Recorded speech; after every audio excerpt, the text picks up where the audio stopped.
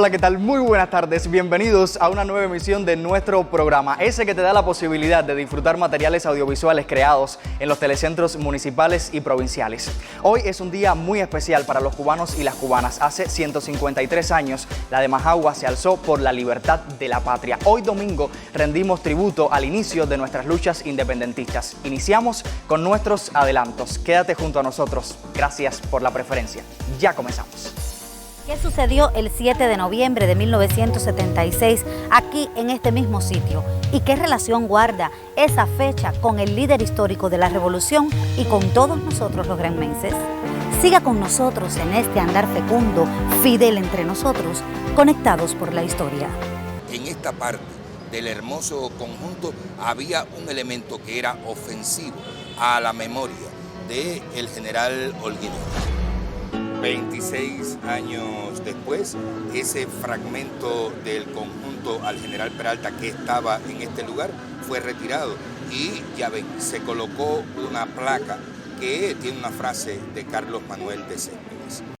En abril, el Che marchó hacia los Cabezos de la Plata con el ánimo un poco decaído por tener que abandonar la zona de operaciones al este del Turquino, la que estuvo bajo su mando durante 10 meses, y hacerlo cuando las fuerzas del teniente coronel Sánchez Mosquera se preparaban para avanzar hacia el interior de la sierra.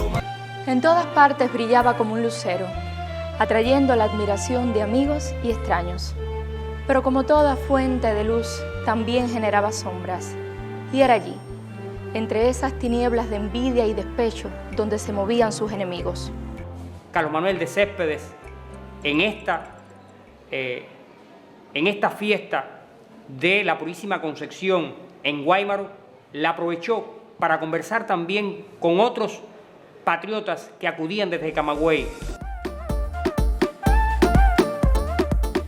En este día histórico, Maneras de Hacer llega hasta la provincia de Granma para disfrutar dos de sus realizaciones, que rinden tributo a lo ocurrido el 10 de octubre en la de Majagua, lugar donde por primera vez los esclavos fueron llamados a luchar como hermanos por la libertad de Cuba. El primer material que vamos a presentarte nos habla sobre lo acontecido antes del 10 de octubre y el segundo nos cuenta la relación de nuestro comandante en jefe Fidel Castro Ruz con ese histórico lugar. Que lo disfruten.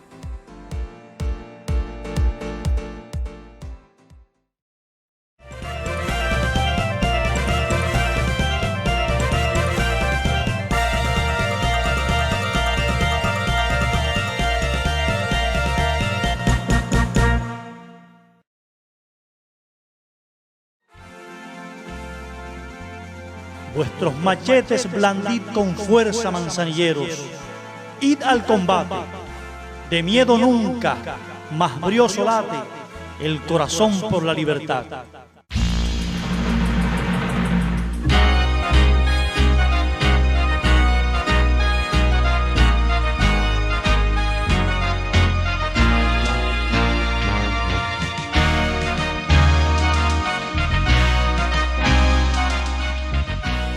Pronto, los grupos del Valle del Cauto y del Camagüey se dieron cuenta de que tenían criterios similares en cuanto a los ideales políticos y económicos.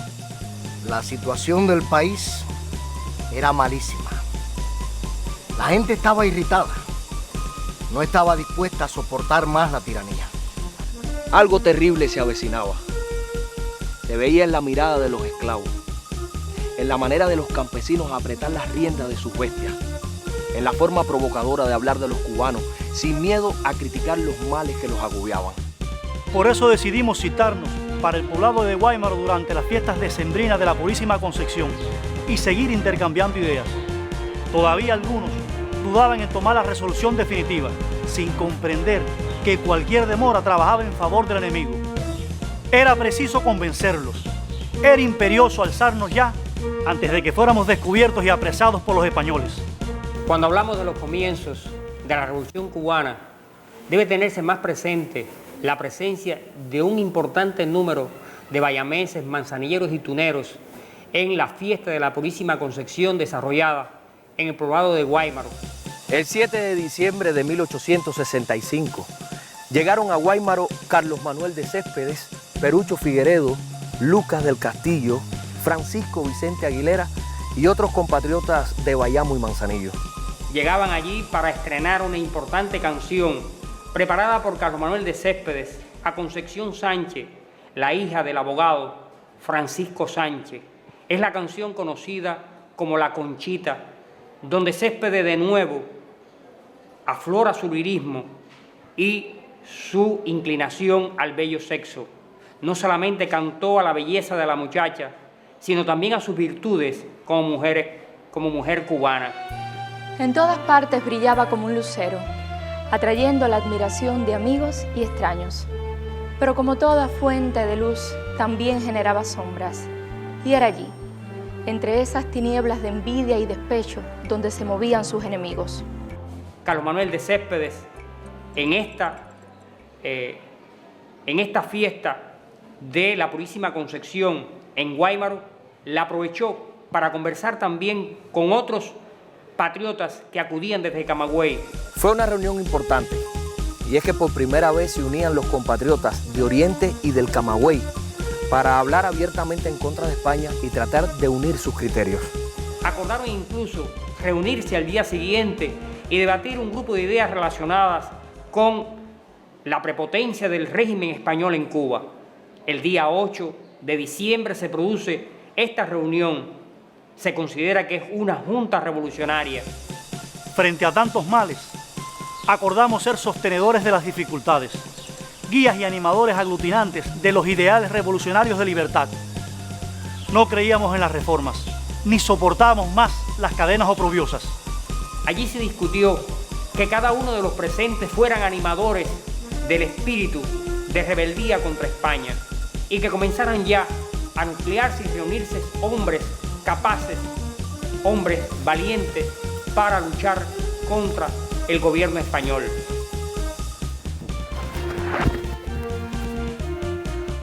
Junto a Perucho Figueredo y Francisco Vicente Aguilera, Céspedes estudió las formas más eficaces para extender el fervor patriótico por todo el Valle del Cauto. De esta manera, comenzaron a abrirse los senderos para que los revolucionarios de Oriente y Camagüey conjugaran esfuerzos conducentes a la realización de la independencia de Cuba. El 14 de marzo de 1866, compré a mi hermano Francisco Javier el ingenio de Majagua, a 12 kilómetros de la ciudad de Manzanillo. Como Carlos Manuel y otros miembros de la familia se daban perfecta cuenta de que por su posición, por el grado de fertilidad y de productividad de las tierras y sobre todo por las posibilidades que se veían con el incremento de la producción azucarera en esta parte del país, la hacienda de Majagua era una verdadera joya para cualquier propietario de esta zona del país. Decidieron mantenerla en manos de la familia a toda costa. Y entonces Carlos Manuel compra el ingenio a su hermano y al mismo tiempo compra la hipoteca y la paga al Banco Español de La Habana. Tenía 18 caballerías de tierra, todas las anexidades y una dotación de 53 esclavos. En lo que se refiere al mantenimiento, explotación y mejoramiento de tierras y de instalaciones fabriles, procuraron que rápidamente el ingenio de Majagua pasara de ser una hacienda más de las que rodeaban la jurisdicción manzanillera a convertirse en una de las más productivas y eficientes de toda la región del Cauto Guacanayabo. Y en segundo lugar, la posición que tenía sobre la misma línea de la costa sur de Oriente le daban posibilidades inmejorables para efectuar trasiego de armas y pertrechos bélicos relacionados con las actividades conspirativas que ya en este momento Carlos Manuel de Céspedes y un grupo de importantes intelectuales y revolucionarios criollos manzanilleros estaban llevando a cabo contra el régimen español.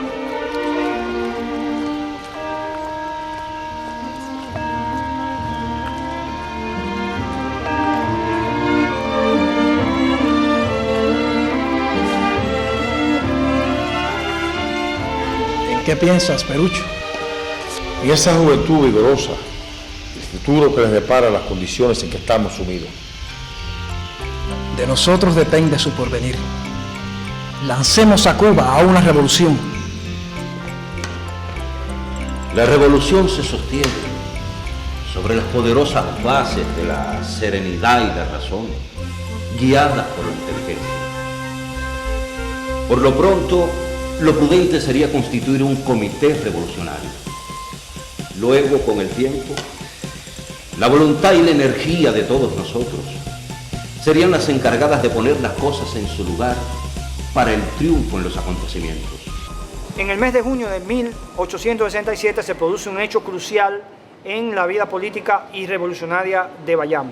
Se funda en la casa del abogado y poeta Pedro Figueredo Cisneros el primer comité revolucionario que daría lugar a los alzamientos de 1868, el Comité Revolucionario de Bayamo.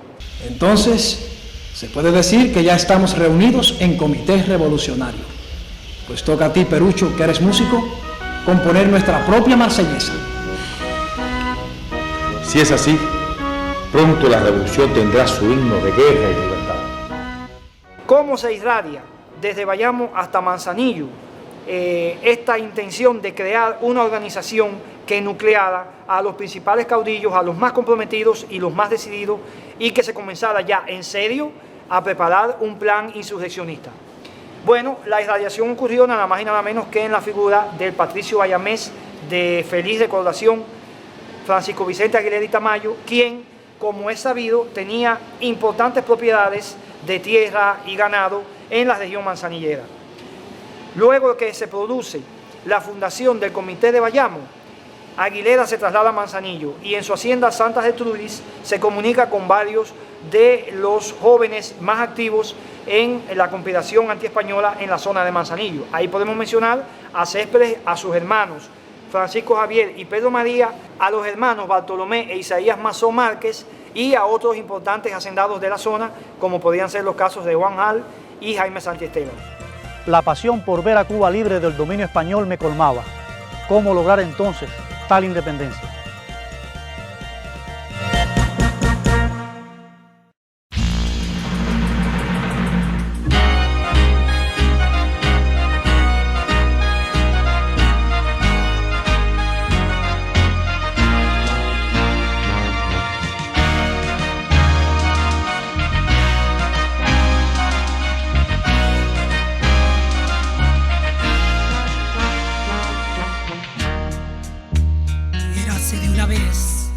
Esta tierra, por la gracia de alguien flagelada, el suplicio, el abuso y la miseria, ven que fue de los muchos bien de casta, el batey de sordas noches, de liturgias y lamentos, se arrastró cada mañana igual.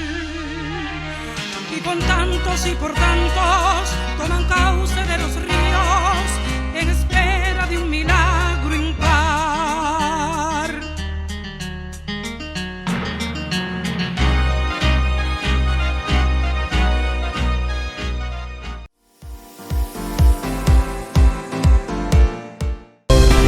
La historia se multiplica viva seduciendo el presente, marcando el trecho que nos une. Fidel, entre otras cosas, dijo esta palabra.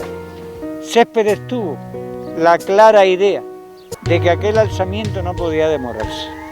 No podía recorrer el largo trámite de una organización perfecta, de un ejército armado, de grandes cantidades de hombres, porque en aquellos momentos la situación resultaba sumamente difícil. Y Céspedes tuvo la decisión. Somos una herencia de Andares. ¿Qué sucedió el 7 de noviembre de 1976 aquí en este mismo sitio? ¿Y qué relación guarda esa fecha con el líder histórico de la revolución y con todos nosotros los granmenses?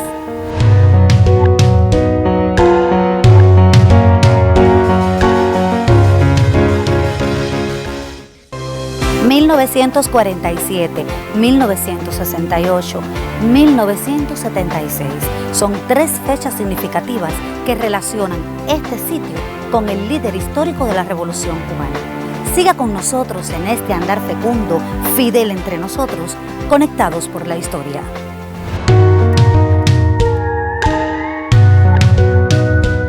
César Martín García, hace 31 años, el 15 de febrero de 1985, recibí el cargo como director de este templo sagrado de la Revolución.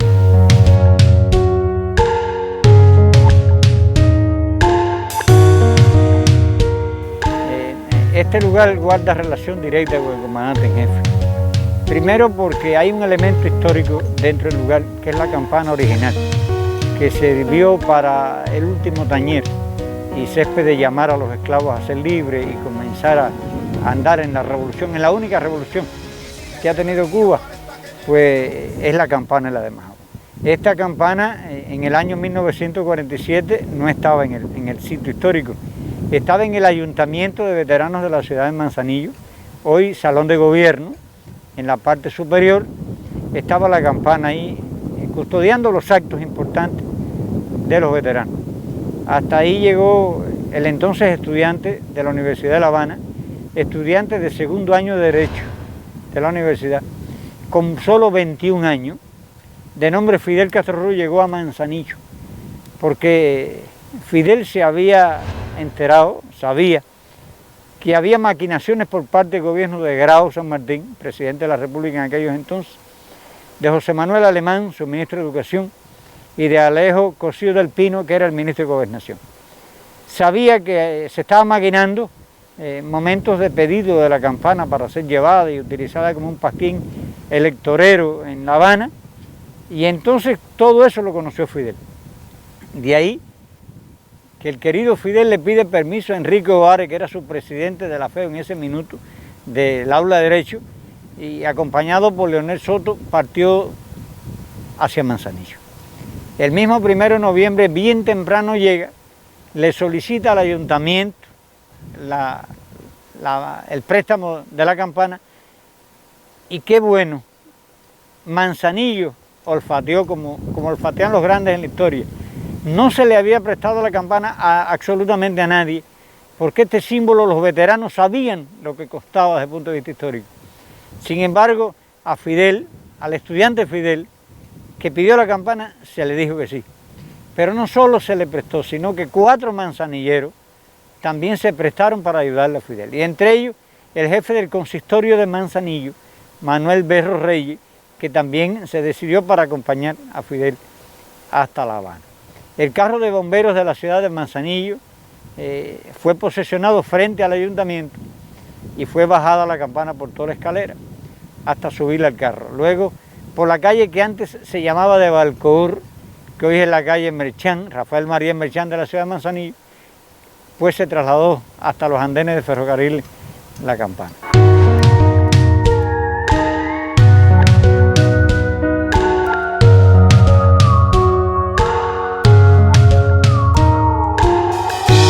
Fidel, en el carro de marca Pullman, que era el que seguía a la locomotora, un coche dormitorio por demás, subió Fidel, acompañado por Leonel, además con la campana ya, y los 4 manzanilleros que se prestaron para ayudarle, incluyendo entre ellos un concejal, Juvencio Guerrero, con el que tuve posibilidad de conversar en vida muchas veces. De ahí que el tren partió hacia La Habana en horas del mediodía y hizo una parada momentánea en Bayamo para el cambio de locomotora. Luego avanzó hasta La Habana, hubo una parada pero muy breve en Campo Florido y después hasta la capital, hasta la terminal de la Cubre. Compañeros de Fidel aguardaban, estudiantes, aguardaban la llegada del tren. Cuando se recibió, Fidel absolutamente paseó la campana por muchas arterias importantes de la capital hasta que la depositó en el Salón de los Mártires o Galería de los Mártires de la Universidad. Eso sucede oficialmente el día 3 de noviembre del año 1947. Fidel es la pujanza y la esencia entre nosotros. Nos enseña el amor a la historia, la voluntad de construir nuestro propio destino y ser perseverantes en nuestros sueños. Y el propio Fidel hizo posible que fuera traída por aquel régimen desde el aeropuerto Ciudad Libertad en una avioneta que sobrevoló los aires de este país alrededor de las 2:30 de la tarde, fue traída para la ciudad de Manzanillo. Era una devolución fiel y obligada por el comandante que después fue nuestro y que sigue siéndolo, comandante Fidel, para que fuera recibida en la ciudad de Manzanillo. Y aquí, bueno, sencillamente ha estado hasta que el propio Fidel dio la indicación al arquitecto Fernando López, indicación que se le entregó de mano de Celia Sánchez, que estaba como vicepresidenta de la Comisión Nacional del Centenario para las labores de la construcción de este parque nacional, y se dio la indicación a petición del arquitecto para que la campana no siguiera en Manzanillo. Celia consultó esto con el máximo líder y Fidel dijo que sí, estuvo de acuerdo a que el arquitecto tenía razón, porque él quería abrir un muro que es arquitectura simbólica o monumentaria de la Revolución Cubana, y se aprobó. Y dentro de este muro, que es más o menos el Caimán de Cuba, en la parte alta del muro, en lo que es un triángulo espadaño, el arquitecto consideraba alojar la campana del Ingenio. Fidel aprobó, el arquitecto así la diseñó, así quedó ubicado oficialmente, y el día 10 de octubre de 1968, ya en horas de la tarde, llegó el comandante en jefe al lugar, oficialmente para dejar inaugurado el Parque Nacional en una velada que fue la velada por los 100 años de lucha. El 10 de octubre de 1968 fue un día de fiesta nacional, por supuesto, bajo la guía de Fidel Castro Ruz. Y es que justamente ese día y ese año se celebraban los 100 años de lucha del pueblo cubano por su definitiva independencia y soberanía. Ahora más que nunca el pueblo trabajador tomaba conciencia de la salvaguarda de la memoria histórica y las tradiciones combativas de la nación. Fue aquí, en el ingenio de la de Majagua, ante una masa impresionante de pueblo, Fidel Castro pronunció las palabras centrales del acto por los 100 años de lucha. Este día, el líder de la Revolución Cubana dijo una frase medular para esta historia de esta patria, de esta tierra cubana. ¿Qué significa para nuestro pueblo el 10 de octubre de 1868? Significa sencillamente el comienzo de 100 años de lucha, el comienzo de la revolución en Cuba, porque en Cuba solo ha habido una revolución, la que comenzó Carlos Manuel de Céspedes el 10 de octubre de 1868 y que nuestro pueblo lleva adelante en estos instantes. De modo que ese fue un momento especial de recordación permanente en la que tuve la posibilidad de ver cerca, prácticamente cerca, al líder de la Revolución Cubana, a nuestro comandante en jefe, y es una imagen que nunca se me ha borrado y que además no se borrará. Está con motivos muy especiales, guardada no solo en el recuerdo de la mente, sino también en el recuerdo del corazón. Andar fecundo, como lo vemos hoy. El 7 de noviembre de 1976 llega nuevamente aquí, a la de Majagua, Fidel Castro Ruz, para dejar constituidas las 5 provincias del oriente cubano. Quedaría así oficialmente nacida este día la provincia Granma. Así también adquirirían los habitantes una nueva identidad, los del Valle del Cauto y los de aquí, del Golfo del Guacanayabo. Primero debo decirte que sería el momento de mayor gloria, de mayor alegría, de mayor compromiso para mí, aun cuando debo también decirte que no se sabe cuántas lágrimas derramaría por lo que entraña la presencia de un hombre tan inmenso como es Fidel, nuestro queridísimo comandante en jefe. Debo decirte, y con esto quiero que quede muy bien aprobado esta palabra, que un día, sintiendo el peso que no siento, porque no lo siento, él dijo cuando entregaba el cargo al general de ejército Raúl de atender las labores del país, que le dijera al pueblo de Cuba: compañero, yo soy de las personas que nunca he estado de acuerdo. Yo soy un insubordinado, pero con el respeto que él se merece, con todo el respeto que se merece. Yo soy un insubordinado a eso. A mí no me cabe decirle compañero a Fidel. Para mí Fidel es y será siempre mi comandante en jefe. No solo cuando deje de estar físicamente, sino por toda la vida. Humanizamos hechos, sacamos a los hombres de las estatuas, un andar fecundo para ser mejores, para hacer historia. Fidel es la idea de lo posible, la voluntad de lucha permanente. Fidel nos enseñó a que parte del pan de nosotros tenemos que saberlo compartir con todos los pobres de la tierra. Y sencillamente ese principio está pegado en en la mente también de César, y por eso yo quiero que Fidel, y queremos los cubanos que lo queremos que Fidel dure toda la vida. Y sigue siendo el guía para esta generación. Fidel inspira los latidos de nuestra nación. Un corazón que agosto despertó desde Virán y sigue siendo el capoeirán de esta revolución. Fidel entre nosotros sigue generando ideas. Fidel es la bandana que nos une en la pelea. En cada tarea al lado de su pueblo y está él firme y fiel. Y es que Fidel es Fidel. Es que Fidel es Fidel. Es que Fidel es Fidel.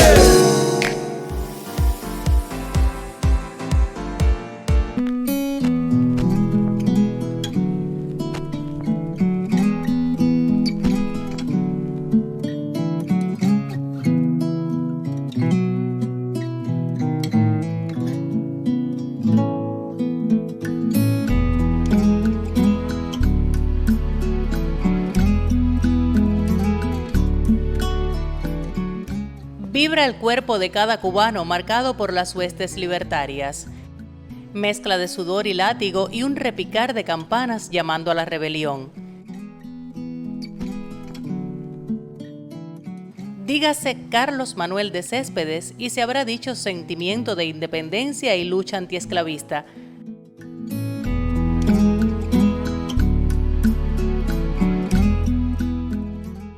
Así recordamos el 10 de octubre de 1868, inicio de nuestras guerras de independencia, y al padre de todos los cubanos.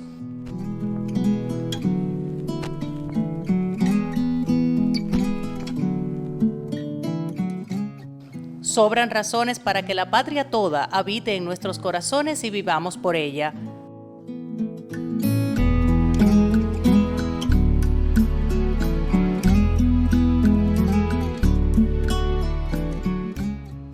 Octubre, mes en que la poesía de Nicolás Guillén se impone, porque en esta tierra mulata de africano y español cumplimos los ideales de nuestros libertadores y hacemos cada día contra los adversarios un nuevo alzamiento de la de Majagua.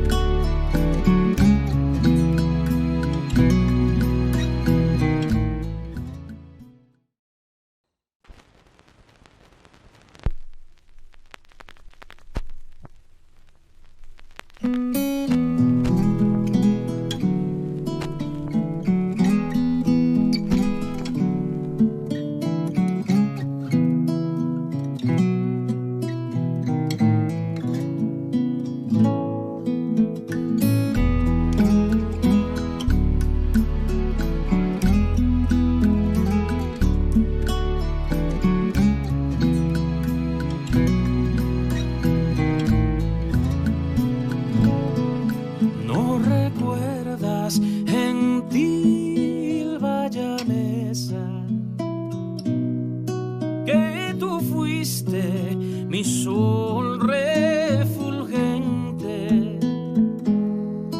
y risueño en tu lánguida frente, blando beso imprimí con ardor. No recuerdas que un tiempo dichoso me extasié con tu pura belleza y en tu seno doblé la cabeza,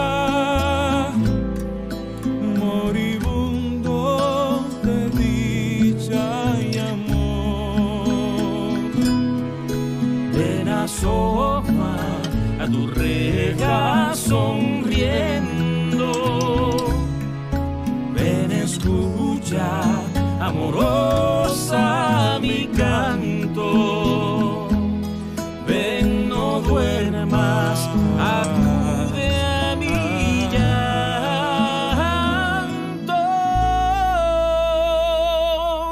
pon alivio a mi negro dolor. las glorias pasadas. Disipemos, mi bien, la tristeza y juntemos los dos la cabeza, moribundos de dicha y amor,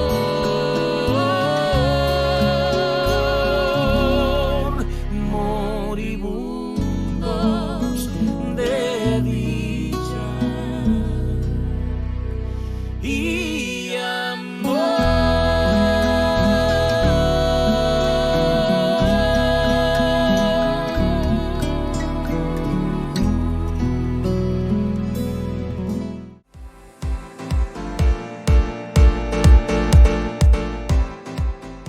Y en el oriente cubano nos quedamos para seguir abriendo páginas de nuestra historia. Ahora nos trasladamos hasta la provincia de Holguín.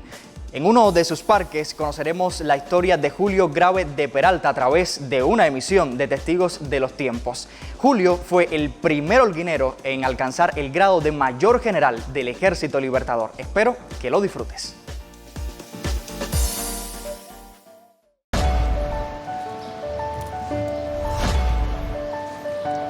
Este hombre, inmortalizado en el hermosísimo mármol de Carrara, fue el primer holguinero que alcanzó el grado de mayor general del Ejército Libertador cubano. Mayor general Julio Grave de Peralta. Y después de él, solamente otro holguinero llega a ese alto escalón de la jerarquía militar mambisa, Calixto García. Por eso sus estatuas en los dos parques principales de la ciudad.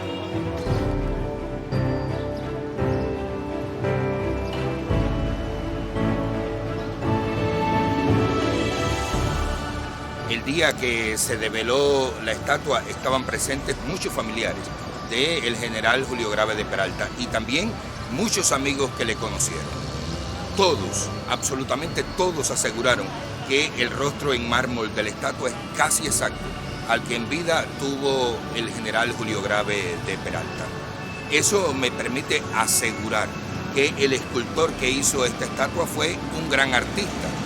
Y lo digo porque ese escultor no conoció personalmente al general, él solamente tuvo a mano esta fotografía.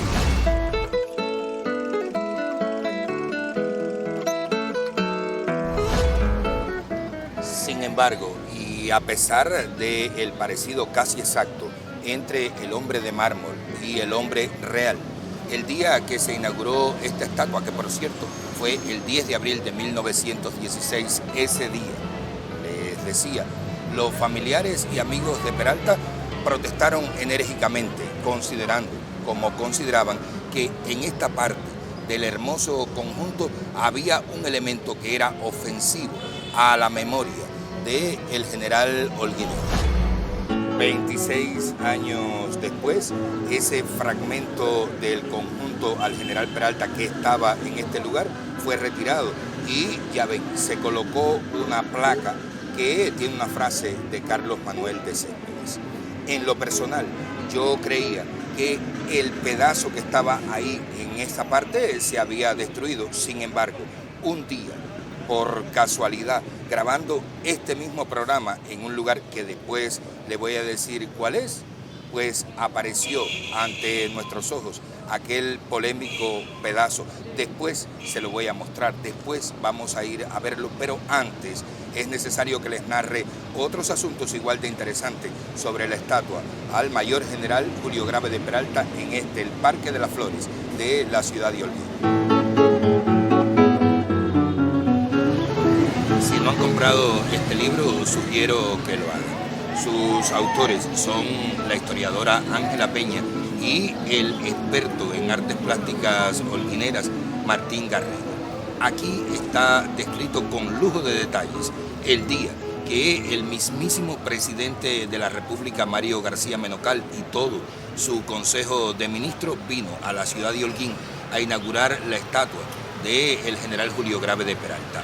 Antes ya había inaugurado la estatua al mayor general Calixto García, y después inauguró la estatua a la que nosotros nos hemos acostumbrado a llamar el Angelote en el Parque Céspedes o San José, y que está dedicada a la memoria de todos los patriotas que fueron fusilados en Holguín durante las guerras por la independencia.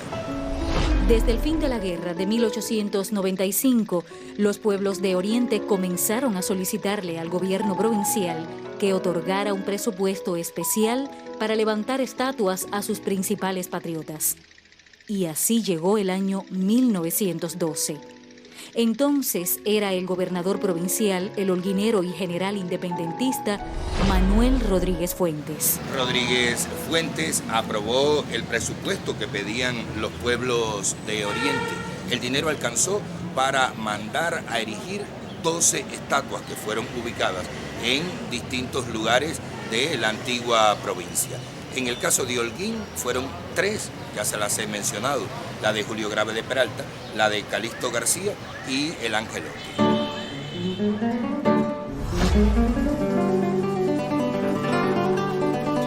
Obviamente que con el dinero no bastaba, había que buscar el escultor que creara las estatuas, y para eso se libró una convocatoria internacional.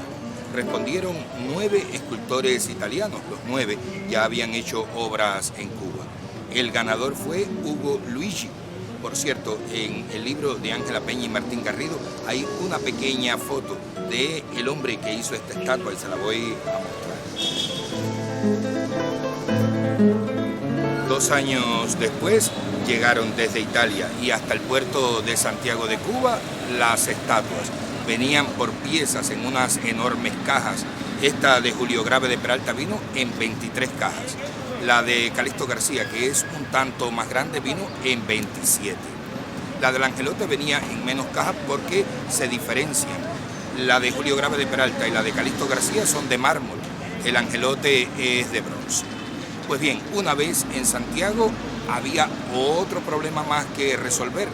¿Cómo trasladar esas cajas que estaban llenas de las piezas de mármol sin que se dañara ninguna?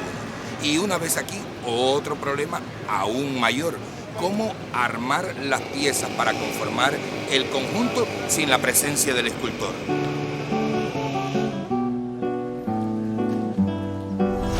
El gobierno provincial de Oriente fue el que encontró la solución. El parque que se llamaba Martí pasó a llamarse Julio Grave de Peralta y el viejo Parque Victoria pasó a llamarse Parque José Martí. Finalmente llegaron a Holguín las cajas con las piezas que conformarían los conjuntos conmemorativos. Y entonces hubo que buscar a otros artistas de los que no tenemos sus nombres, lamentablemente.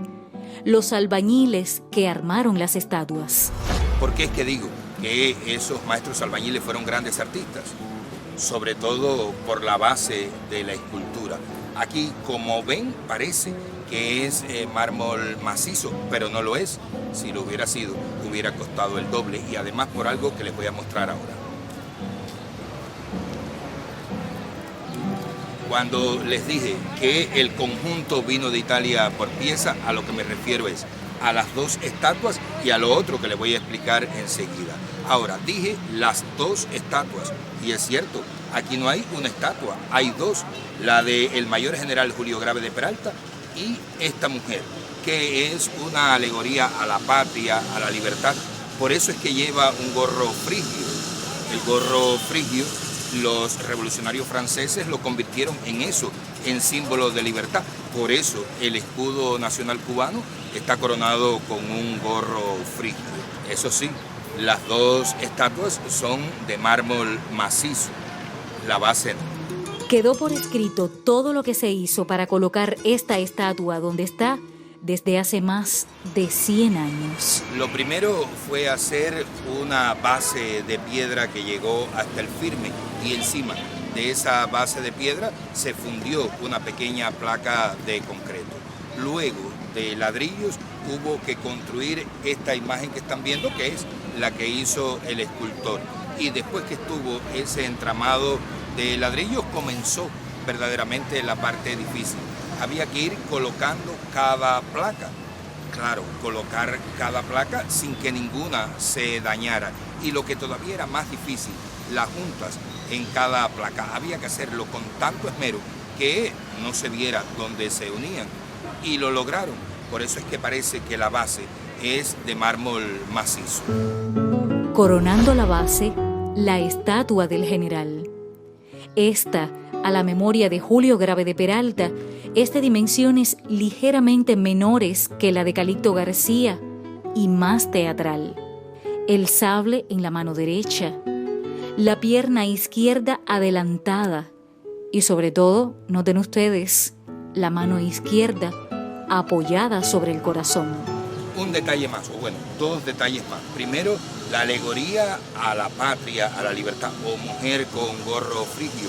Ella está apoyada en un escudo y su mano izquierda está extendida con un ramo de flores.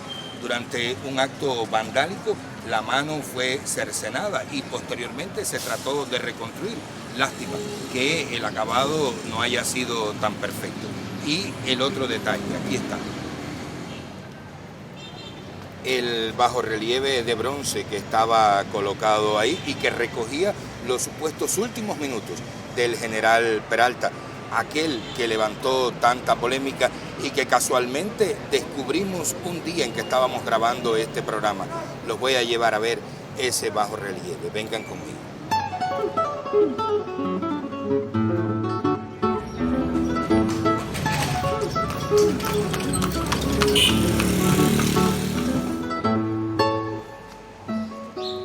Esta es la logia Holguín. Hace un par de meses más o menos aquí grabamos 2 programas. Como necesitábamos un documento, fuimos hasta el lugar donde se conservan y allí, sin que se le prestara atención, sin que nadie se preocupara por ella, allí estaba la famosa tarja que tanta polémica levantó y que estaba ubicada en el monumento a Julio Grave de Peralta. En los últimos meses de su vida, el general Julio Grave de Peralta salió al extranjero comisionado para que de vuelta trajera una expedición con municiones, armamento, medicamento. Probablemente esa fue una de las misiones más difíciles de su vida. Mientras la estaba cumpliendo, el mayor general Julio Grave de Peralta llevaba un diario que se conserva en el Centro de Documentación de la Periquera. Si usted lo desea, se lo enviamos por PDF, solo tiene que enviarnos un mensaje de WhatsApp a este número que tenemos en esta parte de la pantalla.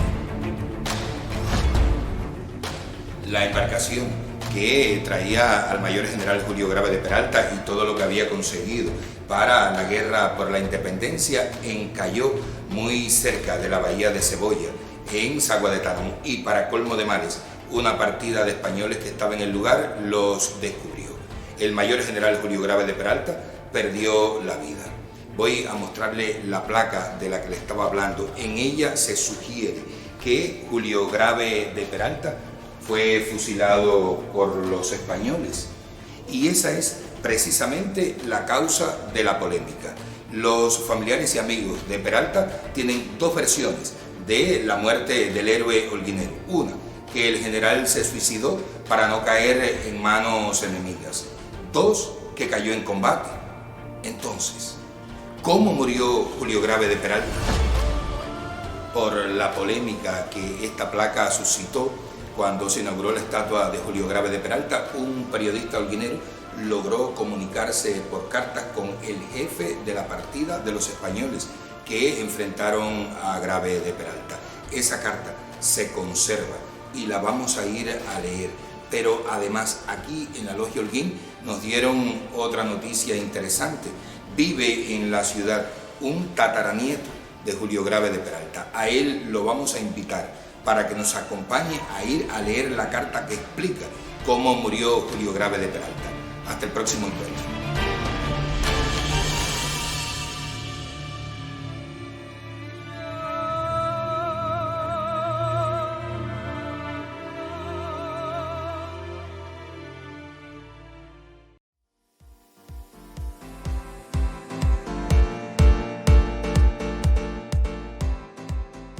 Y a Granma volvemos, esta vez para conversar sobre el guerrillero heroico. En este capítulo de la serie Intacto en el Fuego conoceremos sobre algunas misiones específicas que se le fueron encomendadas al Che en abril del año 1958.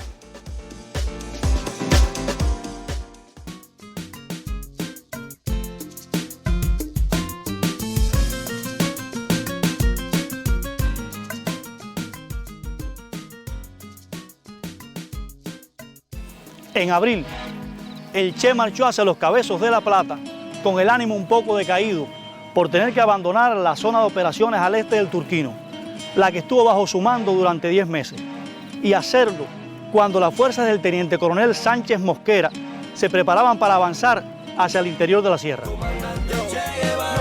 Caído, hoy tu luz es menos alta, sí que en el firmamento tu acento firme resalta sin falta, va señalando la ruta divina que indica el progreso a los pueblos de América Latina, de Argentina, viniste gaucho de oro. A partir de abril de 1958, una vez en el campamento del comandante Ernesto Che Guevara, Fidel instruyó una serie de misiones a cumplir inmediatamente para consolidar la vida del ejército rebelde en la Sierra Maestra. Fidel le encargó también al Che escoger el nuevo emplazamiento de la emisora Radio Rebelde y el periódico El Cubano Libre y ayudar a trazar la política tributaria del ejército rebelde. La primera de estas misiones era trasladar la emisora Radio Rebelde, así como el periódico clandestino El Cubano Libre, hacia el interior de la Sierra Maestra. El Che, como conocedor profundo ya de la geografía de estas montañas, debía escoger un lugar adecuado para instalar la comandancia general del ejército rebelde con la asesoría de Celia Sánchez. El punto escogido por estas dos personalidades de nuestras luchas revolucionarias fue la Cabezos de la Plata, hoy más comúnmente llamada Comandancia General de la Plata. El Che en todo momento se mantuvo en este escenario cumpliendo estas dos primeras orientaciones de Fidel. Y está precisamente ese 1 de mayo de 1958 cuando se deja oficialmente inaugurada este campamento principal de las fuerzas revolucionarias en la Sierra Maestra. Como tarea paralela, estábamos tratando de lograr un impuesto a azucareros y ganaderos.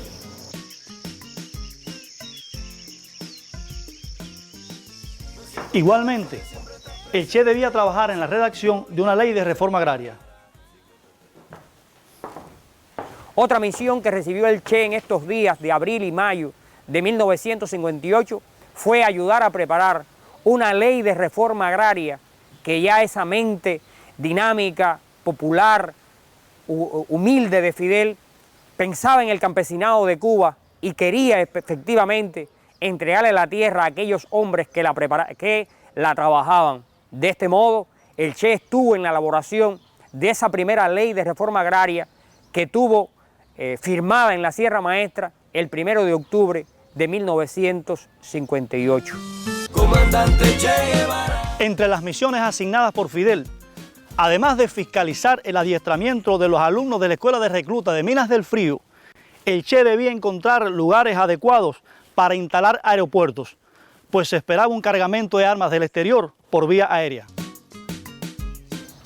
No podemos dejar en esta reseña de mencionar que también el Che recibió como misión preparar varios aeropuertos en la Sierra Maestra y puntos cercanos para recibir diferentes expediciones aéreas que podrían llegar desde Venezuela, Costa Rica, México o los Estados Unidos.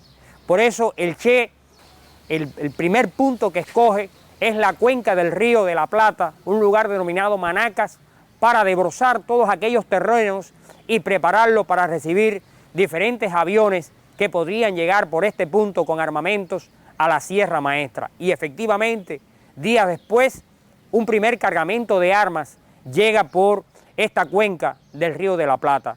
El Che también tuvo que ver con la elección de dos puntos más para aeropuertos, como fue el de Cayo Espino en la zona de Manzanillo y el de Cieneguilla en la zona de Campechuela.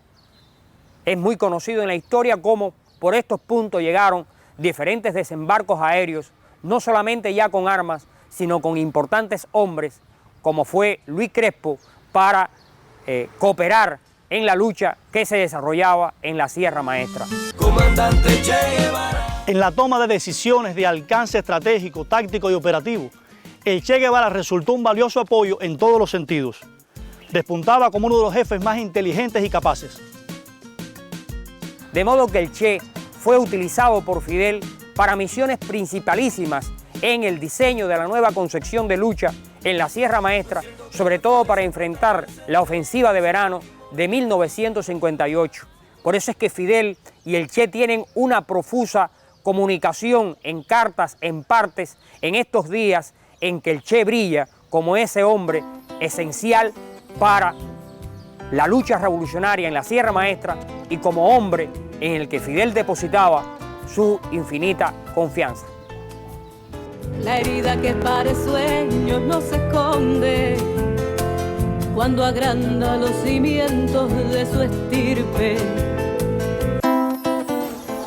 No hay descanso. Salud, Guevara. O mejor todavía, desde el hondón americano.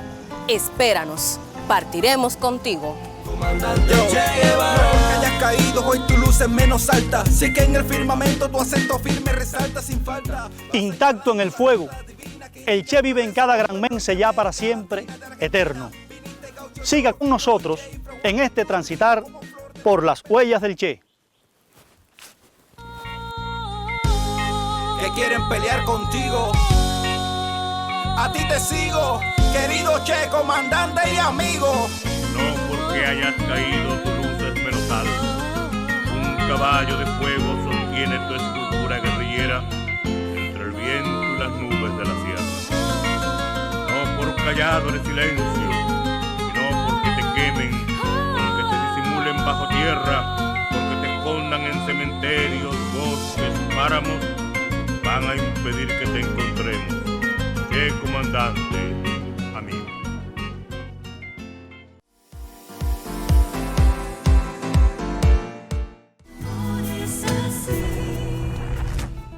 Cuando mi amigo Eddie Crespo Vargas me comentó sobre cómo íbamos a hacer el videoclip, yo aluciné un poco, lo veía como una idea a lo mejor un poco imposible, ¿no?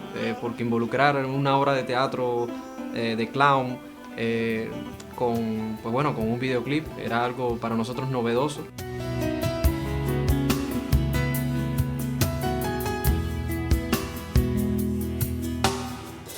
He pisado tantas veces tu veneno. He dormido con delfines asesinos.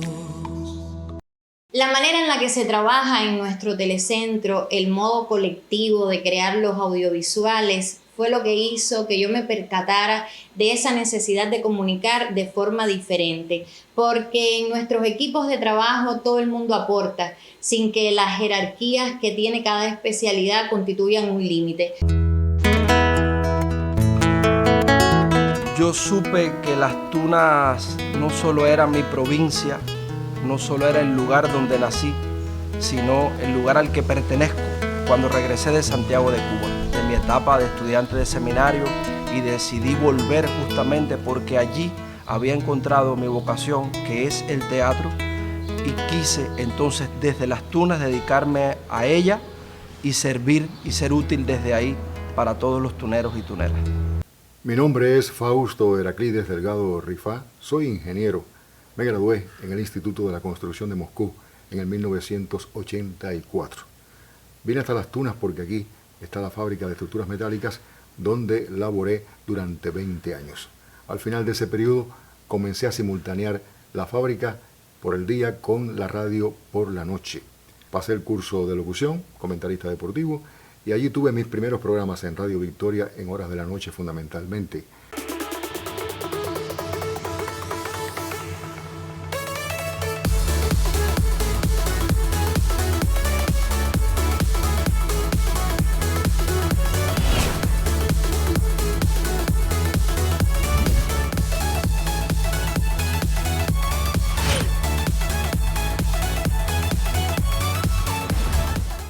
Esta vez Conciencia se ha llegado hasta el puerto de Manatí, para conocer detalles de la gestión del proyecto Ecovalor. Y lo hacemos en compañía del máster en Ciencias Amado Luis Palma, quien es subdelegado de Medio Ambiente y coordinador de este proyecto. Y con los adelantos de lo que podrás disfrutar la próxima semana si nos acompañas, estamos llegando al final de nuestro recorrido de maneras de hacer. Hoy hemos tomado la fecha como pretexto para acercarnos a nuestra historia de luchas y victorias. Como siempre, te dejo la invitación para que nos sintonices dentro de 7 días, justo por la señal del canal educativo, para ver la isla y sus maneras de hacer televisión. Te espero. Mientras tanto, muy buena suerte.